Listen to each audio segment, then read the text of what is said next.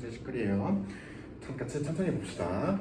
예술 영역이었고 자식글 보면 1문단 근대 초기의 합리론은 이성에 의한 확실한 지식만을 중시하여 미적 감수성의 문제는 거의 논외로 하였습니다. 자, 예술을 들여다보면서 합리론이라는 게 발동했기 때문에 합리론은 이성을 중시하고 감성을 내팽개치는 그런 습관을 보였어요. 그래서 예술 작품을 보면서도 미적 감수성이라는 거는 감성 영역이기 때문에 이거는 논외로 처리를 해버렸습니다.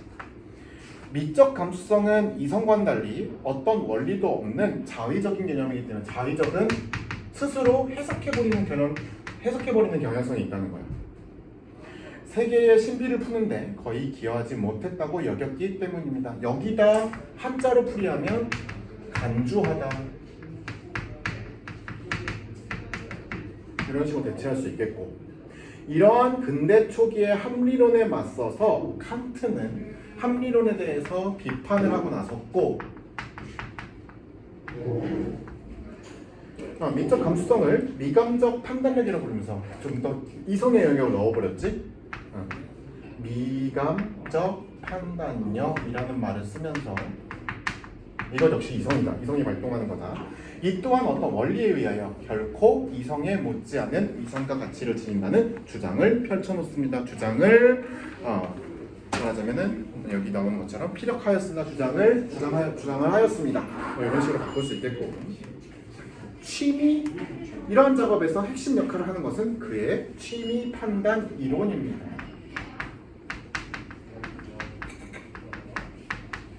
보니까 전반적으로 판단력, 판단 이론 하는 거 보니까 사실은 감수성의 영역이었던 거를 이성적으로 끌어당겨 쓰는 거, 그런 개념이 좀 보이죠. 취미 판단이란 대상의 미추를 판정하는 미감적 판단력 행위입니다. 미추는 뭐니? 미는 아름답고라고 치면 추는 추한 것, 안 예쁜 것을 말해요. 모든 판단은 S는 P이다라는 명제 형식으로 환원되는데, 그 가운데서 이성이 개념을 통해 지식이나 도덕 준칙을 구성하는 규정적 판단에서는 수러가 P가 보편적으로, 서술어는 개념에 따라서 객관적 성질로서 주어 S에 부여됩니다. 유사하게 취미 판단에서도 S는 P이다라는 개념을 도입한다고 칠 때는 P이다라는 방정식이 있다고 생각해봐봐. 즉 미추가 마치 객관적이냐 S에다가 붙여지는 것입니다. 예를 들면은 고흐의 그림은, 의의 구두는 예쁘다, 멋있다 또는 추하다 이런 개념을 쓸 수 있다라는 거지. 하지만 실제로 취미 판단에서 P는 오로지 판단의 주체 쾌 또는 불쾌라는 주관적 감정에 위거하고 있지요. 또한 규정적 판단은 명제의 객관적이고 보편적인 타당성을 지향하기 때문에 하나의 개별 대상뿐 아니라 여러 대상이나 모든 대상을 묶은 하나의 단위에 대해서도 이루어질 수 있습니다. 이와 달리 취미 판단은 오로지 하나의 only one의 예대만 이루어집니다. 복수의 대상을 한 부류로 묶어 말하는 것은 이미 개념적 일반화가 되기 때문에 취미 판단, 예술 영역에서는 먹히지 않는다는 거예요. 고흐의 구두는 추하지만 고흐의 해바라기는 아름다울 수 있어요. 고흐의 시계는 아름다울 수 있다고. 한편 취미 판단은 오로지 대상의 형식적인 분면을 관조하여 이것이 일으키는 감정에 따라 미추를 판단하는 것 외에 어떤 다른 목적도 배제하는 순수적 태도, 즉 미감적 태도를 전제로 할 수 있습니다. 취미 판단에는 대상에 대한 지식뿐 아니라 실용적 유익성, 교훈적 내용 등 일체의 다른 맥락은 껴들어가지 않는 것일 수 맥락이 개입하지 나쁘지 않죠. 중요한 것은 취미 판단이 기본적으로 공동체적 차원의 것이라는 점입니다. 순수한 미감적 태도를 취할 때 취미 판단의 주체들은 미감적 공동체를 이루고 있다고 할 것입니다. 이거는 공동체성을 또 띠고 있대요. 이렇게 좀 정리를 하면서 읽어가는 좀 습관이 이제 좀 필요해. 산만하게 읽으면은 이제 놓치는 부분이 있을 수 있어요. 왜냐하면 그 구성관들에게는 공통감이라고 불리우는 이라고 불리우는 공통의 미적 감수성은 전제로 작용되어 있기 때문입니다. 이때 공통감은 취미 판단의 미적 규범 역할을 할 수 있지요. 규범적인 역할을 해주고요. 즉 공통감으로 인해 취미 판단은 규정적 판단의 객관적 보편성과는 구별되는 주관적인 보편성도 확보할 수가 있게 됩니다. 따라서 어떤 주체가 내리는 취미 판단은 그가 속한 공동체의 공통감을 예시할 수도 있는 개념입니다. 그것도 기호나 취향이나 성장 배경이 같은 사람들끼리 묶으면 얼추 비슷한 판단이 나온다는 거지. 이러한 분석을 통해서 칸트가 궁극적으로 지향한 것은 인간 총체적인 자기 이해입니다. 그에 따르면 인간은 무엇인가라는 물음에 대한 충실한 답변을 얻고자 한다면 이성뿐 아니라 미적 감수성에 대해서도 그 고유한 원리를 설명할 수 있어야 합니다. 게다가 객관적 타당성은 이성의 미덕인 동시에 한계가 되기도 합니다. 세계는 개념으로서는 낱낱이 밝힐 수 없는 무한한 것이기 때문입니다. 반면 미적 감수성은 대상을 개념적으로 규정할 수는 있지만 역으로 개념으로부터 자유를 통해서 세계라는 무한의 영역에 대해서 더 가까이 갈 수는 없습니다. 왜냐하면 우리가 알고 있는 표현,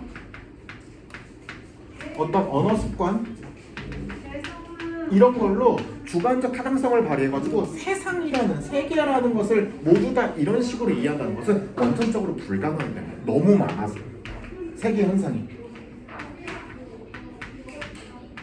이런 말을 하고 싶은 것 같고, 게다가 객관적 타당성은 이성의 미덕인 동시에 반면 미적 감수성은 대상을 개념적으로 규정할 수 있지만 세상을 설명할 수는 없고, 오늘날에는 미적 감수성을 심오한 지혜의 하나로 보는 견해가 퍼져 있는데 널리 널리 알려져 있는데 많은 학자들이 그 이론적 단초를 칸트에게 찾는 것은 이러한 논견 때문이지요. 자, 2번 A에 제시된 취미 판단에 대한 이해로 적절하지 않은 것은 이 장미는 아름답다는 취미 판단에 해당됩니다. 그죠? 미추 이런 개념이 도입됐으므로 이성의 영역을 빌려서 어떤 주관적인 타당성을 발휘하는 그런 문법으로 처리할 수 있습니다. 유용하다라는 취미 판단 명제의 유용하다는 수로가 될 수 없습니다. 맞죠? 이 수로는 어떤 개념이어야 돼요? 객관적이고 아주 타당한, 그 다음에 미추와 연결된 부분으로만 처리 가능해요. 3번 모든 예술은 취미 판단의 명제의 주어가 될 수는 없습니다 라고 했어요. 그죠? 객관적 타당성이 확보되는 그런 어떤 공동체성이 발휘될 때 이때 모든 어떤 예술 영역은 취미 판단 명제의 주어가 될 수 있었습니다. 이 영화의 주제는 권선징악이어서 아름답다는 취미 판단에 해당한다라고 했어요.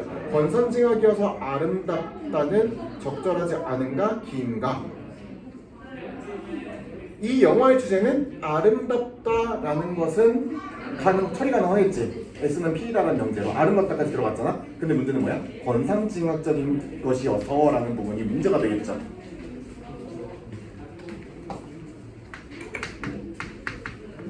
권선징악은 아주 객관적인 설명은 아니거든? 말하자면 어떤 작품의 주제는 누가 골라? 작가가 고르지. 착함을 권하고 악을 징벌하는 그런 내용인 것 같아. 있지? 이거는 확실하게 권선징악적 주제를 갖고 있어. 이다와 같은 식으로 처리 가능하지 않지. 왜? 이거를 읽어서 내면하는 거는 독자마다 다른 영역이잖아. 이거는 얘의 어떤 주인공의 춘향이의 미모의 아름다움에 대해서 아름다움이라는 주제에 대해서 쓴 글이야 라고 읽어내도 사실은 상관없는 거지. 어떤 작품을 감상하거나 춘향전이라는 어떤 포스터 같은 걸 봤다고 했을 때 춘향이는 참 예뻐 이런 개념은 어떻게 보면은 주관적 타당성으로 통과시킬 수 있겠지.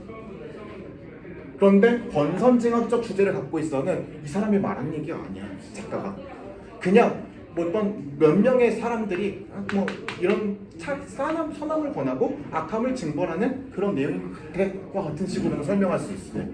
뭔지 알겠어? 이것도 굉장히 커다란 주관적 영역에 포함된다고요.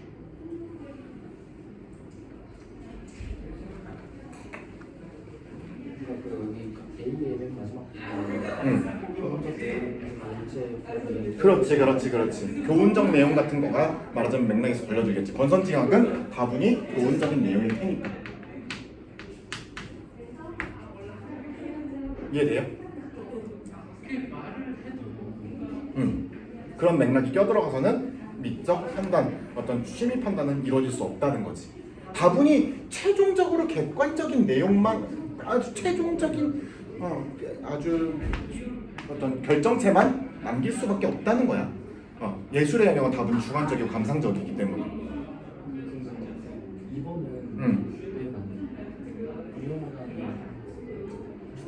실용적 유의성에 걸려들겠지 또.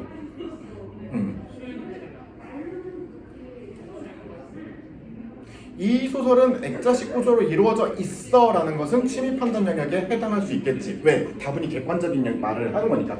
예, 아니오로 판단할 수 있어 버리잖아, 그치? 예를 들면은 액자식 구조로 이루어져 있어. 그래서 작품 안에 작품이 또 들어가 있어. 이거는 말하자면 분석 틀에서 분석 가능하겠지. 이 정도는 어느 정도 이성적 내용, 객관적 내용을 담보할 수 있다라는 거야. 그다음에 4번. 리을은 어디예요? 리을은 지니는 것, 주관적 보편성을 지니다. 보편성을 가지고 있다. 소지하다. 소지하다는 사물을 어떤 예를 들면 총을 소지하다, 칼을 소지하다, 커피를 소지하다 이런 거를 진짜 사물을 가지고 있을 때를 지니다라는 단어로 쓸 수가 있을 거고 또는 소지하다로 쓸 수 있고 여기서 지니다는 어떤 느낌을 띈다, 모양새를 띈다. 약간 이런 식으로 좀 바꿔줄 필요가 있겠지. 그래서 보편성을 띠는 것으로, 보편성을 보여주는 것으로만 약간 이런 식으로 설명할 수 있겠다, 그죠? 좋습니다. 그러면은 잠깐 쉬어가면서 선생님이 뭐 하나 여기 그거 할까? 요거 하나 풀고 다 만나고 그런 거 먹을까?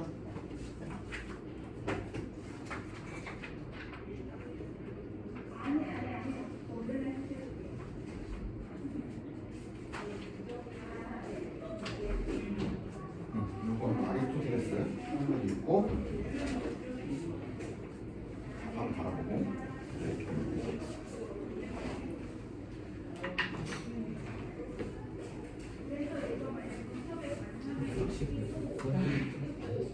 문 닫아? 응.